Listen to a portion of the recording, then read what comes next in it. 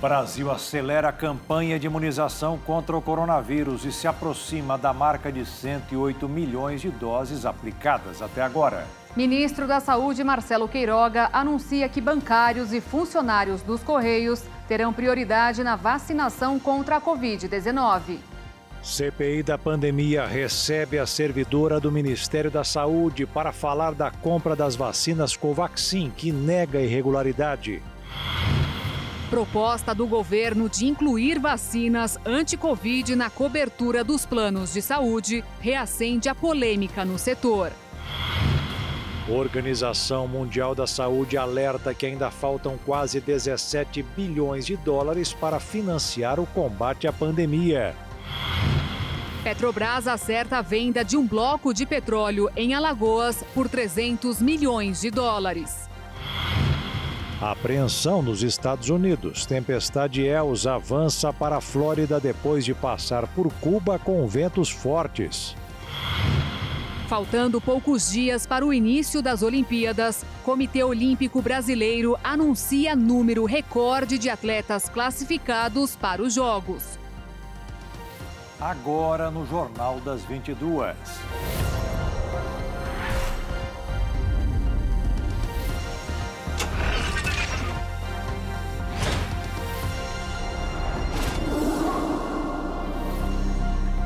Olá, boa noite. Boa noite. A CPI da pandemia ouviu a fiscal de contratos do Ministério da Saúde sobre a compra da vacina Covaxin. O líder do governo no Senado, o senador Fernando Bezerra, defendeu a reconvocação do servidor Ricardo Miranda sob o argumento de que há provas de que ele deu falso testemunho à CPI. Amanhã, novos requerimentos serão votados, inclusive o que pretende reconvocar o servidor afastado do Ministério da Saúde, suspeito de ter pedido propina para fechar a compra da vacina Covaxin. A servidora do Ministério da Saúde, Regina Célia, foi ouvida nesta terça-feira para falar sobre a compra das vacinas Covaxin. A servidora foi fiscal do contrato, alvo de denúncias pelo deputado federal Luiz Miranda. Regina Célia disse que, diferente do que afirmou o deputado, o contrato não previa pagamento antes da entrega e tudo estava condicionado à aprovação do imunizante pela Anvisa. No depoimento do senhor Luiz Miranda, foi dito que se faria um pagamento antecipado.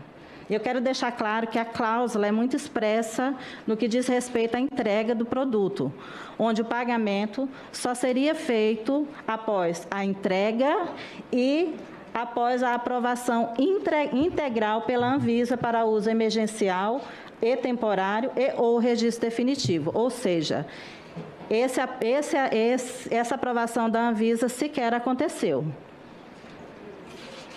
Então, não seria de fato verdade, o fato de se ter pagamento antecipado para esse contrato. Ela ainda apresentou um documento que mostrava não ter aceito o invoice em nome da empresa Madison, até que um documento foi enviado informando que a Bharat BioNTech e a Madison foram incorporadas na mesma companhia. A informação soou como novidade aos membros da CPI. Os senadores de oposição acusaram a servidora de faltar com detalhes e confundir os presentes para tentar proteger alguém, o que foi veementemente negado por ela. O senador Fernando Bezerra apresentou um pedido para que o servidor do Ministério da Saúde, Ricardo Miranda, irmão do deputado Luiz Miranda, volte a ser ouvido pela CPI da pandemia. Segundo o líder do governo no Senado, houve falso testemunho do servidor ao relatar fraude no contrato da Covaxin. A CPI já recebeu documentos suficientes para atestar que ocorreu o falso testemunho do servidor Ricardo Miranda, porque ficou claro na documentação encaminhada a essa CPI de que não existia a tal da famosa invoice do dia 20. E isso é muito importante, porque a narrativa de uma eventual prevaricação do presidente, que de logo refuto em função das providências que o presidente tomou, mas ela está baseada numa invoice que não existia quando da audiência no Palácio do Alvorada. Durante a CPI, o senador Fernando Bezerra estava com um contrato polêmico. O senador Randolfo Rodrigues pediu que o documento fosse compartilhado com a CPI, já que apenas o líder do governo tinha acesso. O presidente da CPI da pandemia levantou dúvidas sobre a autenticidade do documento. Omar Aziz disse que o fato do contrato ter aparecido somente agora pode sugerir que ele foi alterado.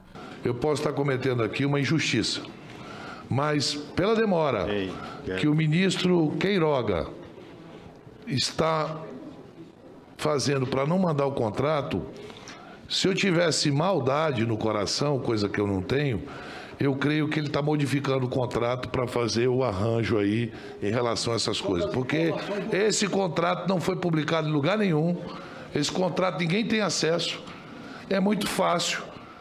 A própria Precisa, que tem interesse em não se prejudicar, e o governo, que não tem interesse em se prejudicar, que eles estejam fazendo as modificações necessárias para poder arranjar uma versão nova, porque por isso que nós estamos com suspeição sobre isso. Não, isso não ocorre. Não, eu não tenho... O documento está protocolado, oficialmente. Se eu tivesse maldade no coração, não tem. Não, eu só estou dizendo que nós temos aqui duas discussões, e a primeira delas, que é sobre o ajuste nas entregas, a servidora fez de forma correta, cumprindo o que dispõe as regras contratuais. Nesta quarta-feira, a CPI da pandemia vai votar requerimentos e deliberar sobre a quebra de sigilo telefônico dos deputados Luiz Miranda e Ricardo Barros, líder do governo na Câmara. Depois, está marcada a oitiva com o servidor exonerado do Ministério da Saúde, Roberto Dias. Segundo o cabo da Polícia Militar de Minas, ouvido pela CPI da pandemia, Luiz Paulo Dominguete, Roberto Dias pediu propina para que o Ministério da Saúde comprasse vacinas da AstraZeneca. Embora não tenha relação com a pandemia, na sessão desta quarta-feira, os senadores também podem votar a convocação da ex-cunhada de Jair Bolsonaro, Andréa Siqueira Vale, que, em uma gravação divulgada pela imprensa na segunda-feira, informa que o presidente da República teve envolvimento em um possível esquema de rachadinha quando era deputado. O senador Eduardo Girão voltou a criticar a condução da CPI, dizendo que o foco está no governo federal, mas que falta a investigação sobre os recursos que foram aplicados nos estados e municípios. Devemos sim continuar investigando o governo federal. Fundamental isso, aprovei todos os requerimentos de quebra de sigilo, de convocação relativa ao governo federal, mas ninguém está entendendo, a população não está entendendo por que não se investiga também o consórcio do Nordeste, por exemplo. E os dois requerimentos que estavam pautados para hoje foram adiados para amanhã, né, do Bruno Dauster, ex-chefe da Casa Civil da Bahia, né, que foi exonerado por causa do escândalo, e também a Cristiana Prestes, que é a dona da empresa que comercializa produtos à base da maconha e que, inclusive em delação, falou que foi pedido para superfaturar, deu nome de pessoas poderosas.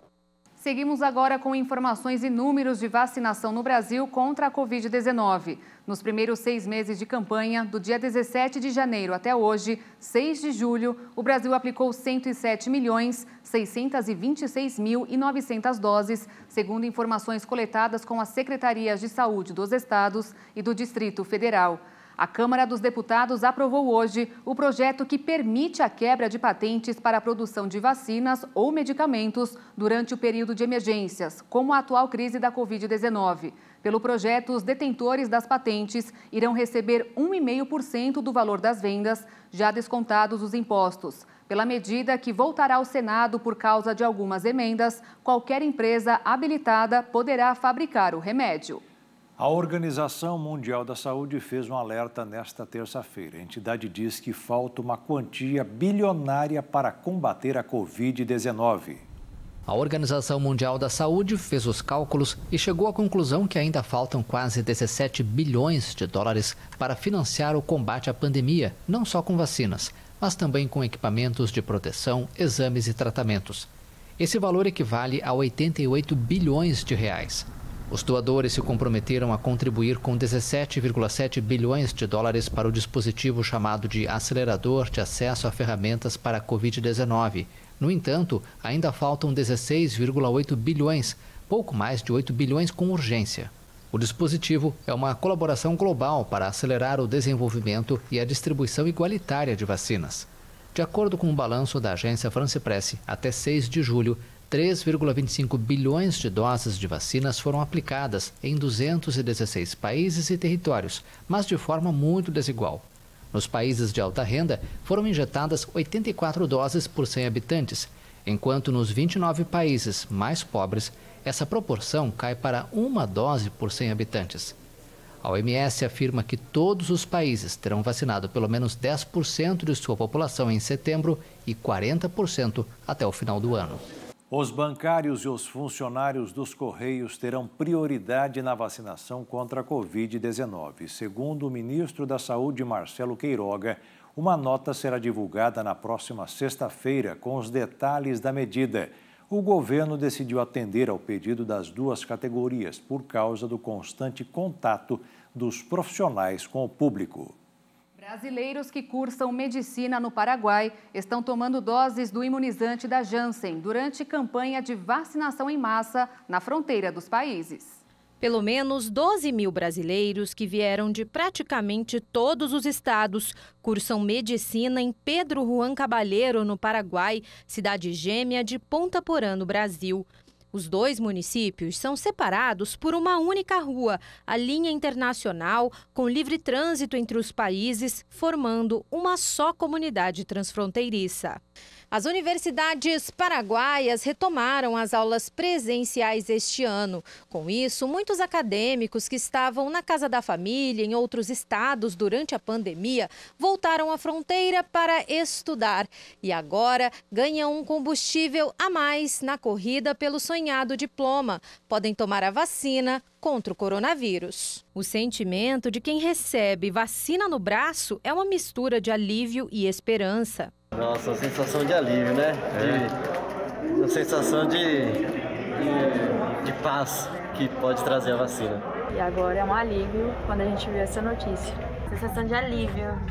É só isso, sensação de alívio. Graças a Deus, espero que mais pessoas possam se vacinar. Esperei muito tempo por esse dia e graças a Deus chegou o dia. A expectativa estava alta. Graças a Deus vai dar certo. Os estudantes foram incluídos na vacinação em massa com doses do imunizante da marca Janssen, que acontece em 13 cidades da fronteira do Brasil com o Paraguai e a Bolívia, em Mato Grosso do Sul. Para tomar a vacina de dose única, precisam seguir critérios como apresentar comprovante de residência e de matrícula no curso de medicina em Universidade Paraguaia. Estudantes de medicina, fiquem tranquilos, todos vocês que residem, que vivem aí em Ponta Porã, que estão habilitados no processo de matrícula regular a terem acesso à vacina. A ninguém vai ser negado vacina desde que preencha os critérios elaborados pelos municípios. Todos que seguem aos pontos de vacinação passam por um centro de controle de triagem e apresentação de documentos. Até o início desta semana, pelo menos 50 mil pessoas já tinham tomado a vacina, que é de dose única. A imunização em massa da população da fronteira faz parte de uma pesquisa internacional para gerar evidência científica para o Brasil e o mundo sobre a eficácia do imunizante da Janssen contra a variante Gama P1, que predomina entre os casos de Covid-19 registrados em Mato Grosso do Sul. Daqui a pouco, aqui no Jornal das 22, mais atualizações e números da pandemia pelo mundo. E ainda a proposta de incluir vacinas anti-Covid na cobertura dos planos de saúde reacende a polêmica no setor.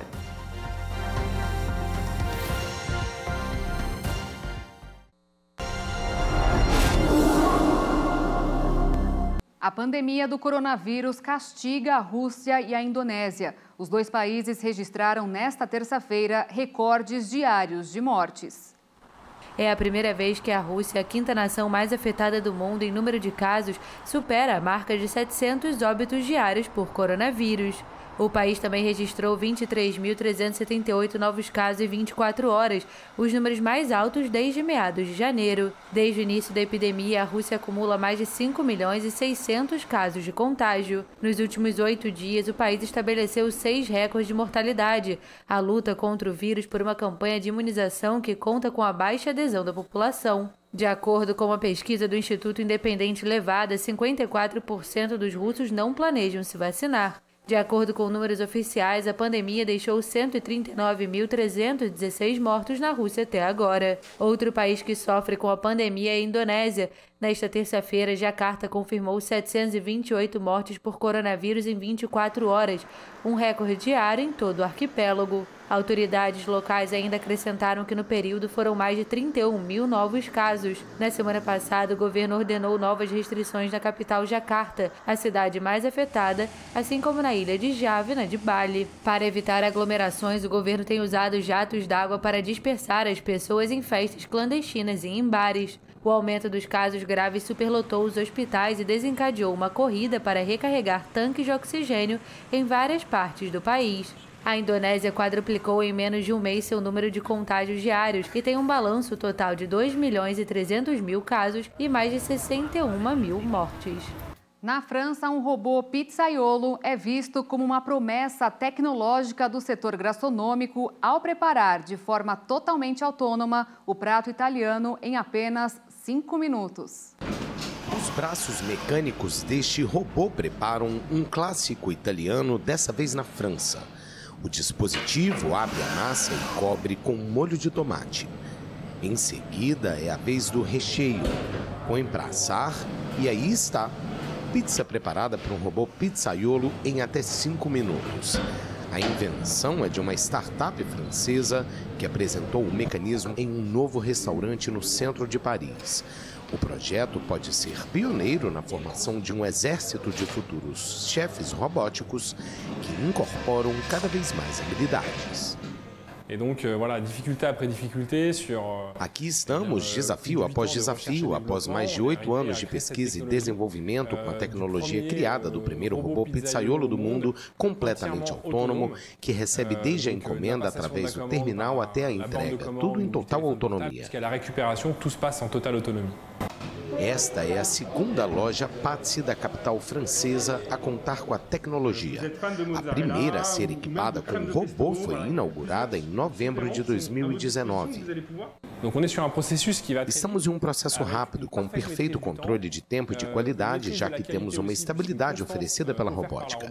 Também temos um ambiente bem legal, descontraído, muito bonito. A ideia é também passar alguns minutos agradáveis observando o robô, enquanto esperamos a pizza ser feita. O robô é capaz de fazer até 80 pizzas em apenas 1 hora. Os funcionários agora focam no relacionamento com os clientes. A Pazzi espera se tornar uma grande rede de restaurantes fast food. Nos Estados Unidos, várias empresas emergentes já tentaram desenvolver esse tipo de operação, apesar de fracassos no passado. E veja a seguir, a atividade industrial recua em maio. E ainda, a Petrobras acerta a venda de bloco de petróleo em Alagoas.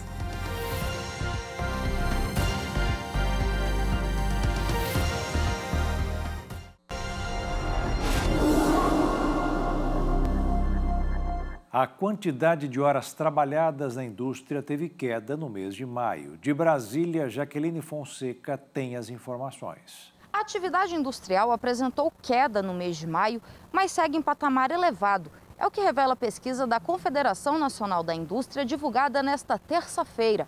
Houve queda na quantidade de horas trabalhadas, mas o nível encontra-se próximo ao que foi registrado em fevereiro de 2020, antes da crise da Covid-19. Depois de 2 meses em alta, a massa salarial real teve queda de 0,8% em maio se comparado a abril. Os empregos registraram um aumento de 0,5% e o faturamento real aumentou 0,7% em maio, se comparado ao mês anterior. De Brasília, Jaqueline Fonseca. O indicador de emprego da Fundação Getúlio Vargas subiu 4,2 pontos em junho e atingiu a marca de 87,6 pontos, de acordo com dados divulgados nesta terça-feira. O índice, segundo a instituição, aponta para a recuperação do mercado de trabalho no mesmo momento em que o desemprego figura no maior patamar dos últimos 11 anos e atinge 14.800.000 brasileiros, de acordo com o IBGE. No mercado financeiro, o dólar fechou em forte alta nesta terça-feira, com os operadores aguardando a divulgação da ata da última reunião de política monetária do Federal Reserve, que é o Banco Central dos Estados Unidos, e monitorando o clima político de maior tensão em Brasília. A moeda norte-americana subiu 2,40% e encerrou o dia cotada a R$ 5,208 na venda. O governo federal vai liberar mais 20 bilhões de reais para prorrogar o auxílio emergencial. A liberação dos recursos destinados ao pagamento de mais 3 parcelas do benefício foi publicada hoje no Diário Oficial da União. O ministro da Economia, Paulo Guedes, autorizou a abertura de um crédito extraordinário no valor de 20 bilhões e 272 milhões de reais para o pagamento de mais 3 parcelas do auxílio emergencial. A liberação deve ser destinada ao Ministério da Cidadania, pasta responsável pela entrega do benefício para o enfrentamento da pandemia do novo coronavírus. Segundo o ministro da Cidadania, João Roma, a última parcela do auxílio deve ser paga em outubro e em novembro já deve entrar em vigor o novo programa social do governo. Os valores do benefício devem ser mantidos entre R$ 150 e R$ 375 e vão contemplar mais de 39 milhões de brasileiros, os mesmos que receberam a última parcela em julho. O novo calendário ainda vai ser divulgado pela Caixa Econômica. O auxílio emergencial é limitado a uma pessoa por família com renda per capita de até meio salário mínimo, ou R$ 550, ou a família com renda mensal total de até 3 salários mínimos. Você vai conhecer agora um programa do governo federal que já está funcionando em Dourados, no estado de Mato Grosso do Sul. Usar os recursos públicos federais com sabedoria. Esse é o objetivo do programa Reuse, criado pelo Ministério da Economia, que tem um núcleo de apoio em Dourados através do CRC, o Centro de Recondicionamento de Computadores, que funciona no campus do Instituto Federal de Mato Grosso do Sul. A primeira remessa de computadores doados foi de 50 unidades. A próxima missão do CRC Dourados será recondicionar 1.200 máquinas que estão em processo de desfazimento na UFGD. O diretor-geral do IFMS explica como funciona o programa, que tem como um dos principais parceiros a Universidade Federal da Grande Dourados. As instituições que precisam desfazer desses equipamentos lançam uma lista no sistema, que é coordenado pelo Ministério da Ciência e Tecnologia. Essa listagem com os equipamentos disponibilizados chega para os centros de recondicionamento. Nós buscamos esses equipamentos ou recebemos. A partir daí, nós criamos os novos computadores, os computadores recondicionados, e devolvemos essa lista para o Ministério, que fará a destinação para os espaços que estão credenciados para receber esse novo material. Para cada equipamento reutilizado, a União deixa de gastar dinheiro com a compra de um novo, pelo menos por um tempo. A estratégia gera economia substancial de recursos do governo federal. O objetivo dessa ação é que, em média, nós tenhamos aí uma economia de um novo investimento para a compra de um novo computador de acordo com o material que a gente recebe. Então, isso pode variar de acordo de onde vem esse equipamento que está sendo desfeito, né, o desfazimento, e que a gente consiga montar novos computadores. A política de reaproveitamento é uma iniciativa onde todos saem ganhando. A União, que economiza, os municípios, que ficam com melhores estruturas, e o contribuinte, que vê os impostos sendo bem empregados. Trata-se da otimização do recurso público, instrumento esse que a gente precisa levar cada vez mais a sério dentro do nosso país. E essa oportunidade de ver, né, o equipamento sendo destinado da maneira correta, não indo para um lixo, a exemplo errado, né, como se trata de um patrimônio público, ter o aproveitamento, o recondicionamento desses materiais, materializa um esforço institucional para a economicidade, transparência também do processo, no qual as pessoas, os contribuintes, né, só têm a ganhar, e as instituições também que recebem esse equipamento deixarão de investir um valor tão alto na compra de computadores novos. Com a suspensão das aulas presenciais, durante a pandemia, o IFMS também cedeu temporariamente vários computadores para os alunos de baixa renda continuarem os estudos de forma remota. E veja a seguir, tempestade Elsa avança para os Estados Unidos. E veja também, Comitê Olímpico Brasileiro anuncia número recorde de atletas classificados para os Jogos.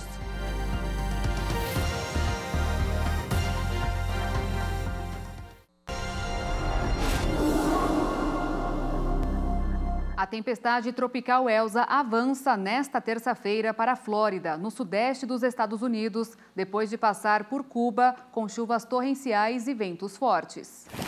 Segundo o Centro Nacional de Furacões dos Estados Unidos, a tempestade tropical segue em direção à costa oeste da Flórida. As condições climáticas começam a se deteriorar no arquipélago Florida Keys, no extremo sul do estado. O centro emitiu um alerta de furacão para partes da costa oeste da Flórida. Elsa deixou rastros de destruição pelo Caribe, com ao menos 3 mortes, e deve ganhar força depois que seguiu em direção ao mar pela costa noroeste de Cuba, na segunda-feira à noite. O fenômeno passou por Cuba com chuvas torrenciais e ventos fortes, mas sem registrar maiores danos. Nas províncias de Havana, Maébec e Artemisa, foi decretado o estado de alarme e milhares de pessoas tiveram que sair de suas casas, uma tarefa complexa em meio à pior onda de Covid-19 em Cuba. Há 17 dias para a abertura das Olimpíadas, o Comitê Olímpico Brasileiro anunciou o número de atletas classificados para o evento em Tóquio. Com a aproximação do início das Olimpíadas, os atletas se encontram na reta final em busca da sonhada vaga para os Jogos. O país conta até o momento com 311 atletas classificados. Nos Jogos do Rio, a delegação teve 462 atletas inscritos, mas o número foi inflado pelo fato de o Brasil ser o país sede. Dessa forma, essa será a maior delegação brasileira numa edição olímpica fora de casa. As modalidades com maior número de competidores é o atletismo, com 53, seguido pela natação, com 27, e o judô, com 13 atletas. Independentemente do número final de inscritos, a competição deste ano já pode ser considerada um marco para o Brasil, com aumento de 10% em comparação com a edição chinesa em 2008 e de 16% em relação à Londrina em 2012. O Festival de Cannes tenta recuperar o tempo perdido depois do cancelamento no ano passado por causa da pandemia. Desta vez, 24 filmes participam da mostra oficial, que começou hoje e vai até o dia 17 de julho. As histórias foram filmadas antes e durante a pandemia que parou o mundo. O último filme a ganhar a Palma de Ouro foi o sul-coreano Parasita, em 2019. O júri é presidido pelo cineasta americano Spike Lee, o primeiro afro-americano no posto. O Brasil marca presença em Cannes com 2 curtas-metragens na disputa pela Palma de Ouro do segmento e com o diretor Kleber Mendonça Filho como um dos integrantes do júri. Paralelamente, o festival concede, nesta terça-feira, a Palma de Ouro honorária à atriz e diretora Judy Foster, que compareceu a Cannes pela primeira vez ainda adolescente há 45 anos para apresentar Taxi Driver, de Martin Scorsese. As celebridades poderão tirar a máscara e posar para as câmeras no tapete vermelho, mas a organização do festival estabeleceu estritas condições de acesso. Europeus vacinados ou com imunidade natural devem apresentar o documento de saúde reconhecido pela União Europeia, enquanto os demais participantes devem ser submetidos a um teste de PCR a cada 48 horas. Agora um momento de reflexão. Na live das 15 horas, o pastor Josias Cruz fala que aquele que é a igreja virtuosa sempre anda com Deus e, por isso, se antecipa e não deixa as coisas piorarem. Está em Provérbios, capítulo 31, versículo 15. Então, a igreja virtuosa, ela antecipa. Paulo e Silas estavam presos. A Bíblia Sagrada diz que perto da meia-noite, ainda não era meia-noite. Eu entendo a meia-noite como o auge da noite. Assim como o auge do dia é o meio-dia, o auge da noite é a meia-noite. A Bíblia diz que Paulo e Silas, perto da meia-noite, ainda não tinha chegado a meia-noite, ainda não tinha chegado o auge da noite. Eles oravam e cantavam louvores. A igreja virtuosa, ela ainda de noite se levanta. A igreja virtuosa não espera a coisa piorar. Ela já vem orando, ela começa a antecipar. Eu digo para as pessoas que a pessoa que anda com Deus tem alguns privilégios, muitos privilégios. Quando Jesus foi preso, lá no Getsemane, tinha 3 discípulos com ele, sempre estavam com ele. Né? Pedro, Tiago e João eram aqueles os amigos da oração, sempre estavam com Jesus. E nessa hora a Bíblia Sagrada chega a dizer que, vendo eles o que ia suceder, quer dizer, Pedro, Tiago e João, por estarem tão perto de Jesus, conseguiam perceber o que ia acontecer. Então, quando a gente anda com Deus e começa a perceber o que pode acontecer, a gente não pode ficar de braços cruzados. É quando ela se levanta. A igreja virtuosa, ainda de noite, se levanta. A igreja virtuosa não deixa a coisa piorar, descambar para o desespero. A igreja virtuosa, aquela que dá orgulho para Deus, ela antecipa. Não estou dizendo que lutas não venham para a igreja virtuosa, vem. Jesus deixou claro: no mundo tereis aflições. Lutas vêm para todo mundo. Só que a igreja virtuosa, a igreja que dá orgulho para Deus, a igreja que deixa Deus contente, ela ainda de noite se levanta. Se coloca na posição de quem vai resolver, na posição de vencedor. Ela não se entrega, ela não culpa ninguém, ela não tenta arrumar culpados para aquilo que está passando, ela se levanta. Ela toma uma posição, uma atitude, talvez no momento em que todos os outros estão deitados. De noite é a hora de dormir, né? E quando a noite vai aumentando, a gente pode classificar como aquele momento mais difícil da noite.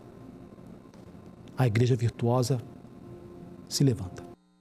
E o Jornal das 22 termina aqui. Obrigada pela sua companhia, um ótimo fim de noite e até amanhã. Boa noite, fique na paz. Tchau.